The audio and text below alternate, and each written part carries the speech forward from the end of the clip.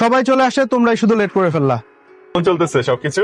এই তো ভাইয়া, আর বলবেন না, সকাল থেকে ছেলেটার মন খারাপ। কেন? সকালে যে কেকটা আনা হয়েছিল সেটার পছন্দ হয়নি, তারপর লোক দিয়ে আরো একটা কেক আনিয়েছি। ছেলেটা যা জিদ্দি হয়েছে না। দেখতে হবে না কার মতো হয়েছে। আমার ভাই কি কম জেদি নাকি? শোন, তোকে একটা কথা বলি, পুরুষ মানুষের জেদ থাকার দরকার আছে। জেদ কিন্তু খারাপ কিছু না। জেদ না থাকলে তোর হাজবেন্ডের মতো সারা জীবনের ম্যানেজারই করে বেড়াইতে হবে। মা, গিফটটা দাও মা, জুনায়েদকে গিফটটা দাও। তোমরা আবার এসব গাড়ি টাড়ি আনতে গেলে কেন? ও তো এসব গাড়ি নিয়ে আজকাল খেলে না। ওর মামা আমেরিকা থেকে একটা ড্রোন পাঠিয়েছে, 1.5 লাখ টাকা দাম। ভাবা যায়? আর কতদিন এরকম অন্যের চাকরি করবা? চাকরি করা মানে জানো তো, চাকরি করা মানে হচ্ছে চাকরের মতো কাজ করা। আমি বুঝি না তোমরা এখনকার ছেলেপেলেরা কেন যে মানে শুধু চাকরির পেছনেই ছোট। বুঝলেন বাবা, দেশে শুধু চাকরিজীবী পাওয়া যায়, উদ্যোক্তা আর পাওয়া যায় না। ভাইয়া ও কিন্তু এখন সিনিয়র ম্যানেজার, ভালো অবস্থায়। দেখো ইও আমার ট্যাপটা ভেঙে ফেলেছে, দেখো ওপেন হচ্ছে না। হাই হাই, এটা তুমি কি করছো পিউ? তুমি জানো এটার দাম কত? ওর খালা অস্ট্রেলিয়া থেকে এটা পাঠিয়েছে, 1 লাখ টাকা দাম। হ্যাঁ, বৌমা বাচ্চা মেয়ে, ওকে এত কিছু বোঝে? পিউ, 4-5 হাজার টাকা দিয়ে তুমি একটা গিফট কিনে দিলা। এই খেলাটা না কিনে একটু দামি খেলা তো কিনে দিতে পারতাম, তাই না? আমি বলছিলাম তোমাকে আমার আর মানুষের কথা শুনতে ভালো লাগে না।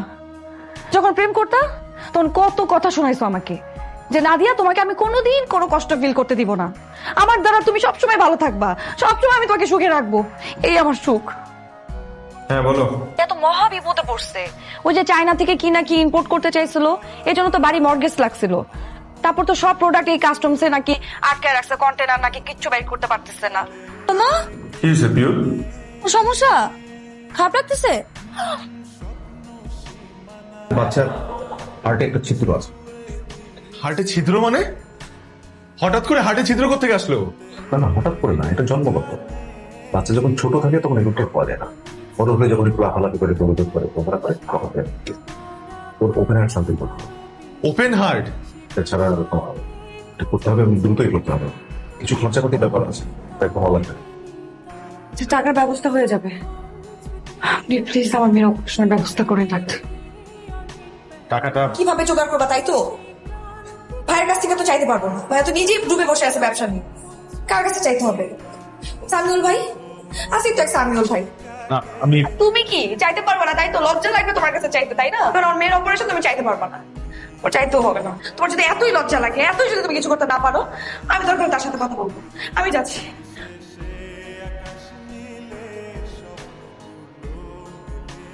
আল্লাহর অশেষ রহমত, পিউ এখন সম্পূর্ণ সুস্থ। ওয়ালাইকুম সালাম। ভাবি, পিউ এখন কেমন আছে? আলহামদুলিল্লাহ ভাইয়া। আলহামদুলিল্লাহ, শুনে একটু সাহস পেলাম।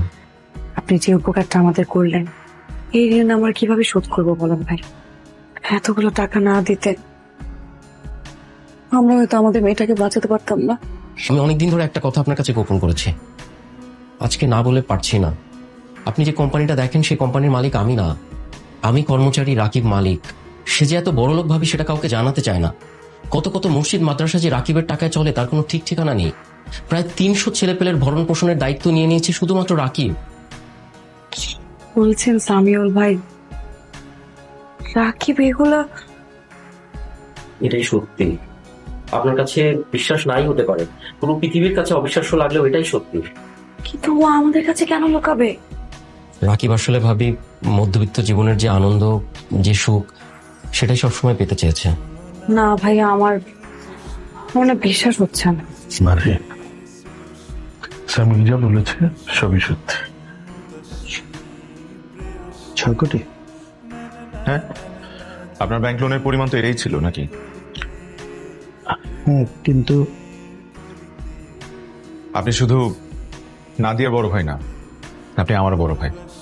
আর একটা অনুরোধ করতাম, এই পুরো বিষয়টা কেউ না জানলেই ভালো, স্পেশালি নাদিয়া, প্লিজ। জানবেন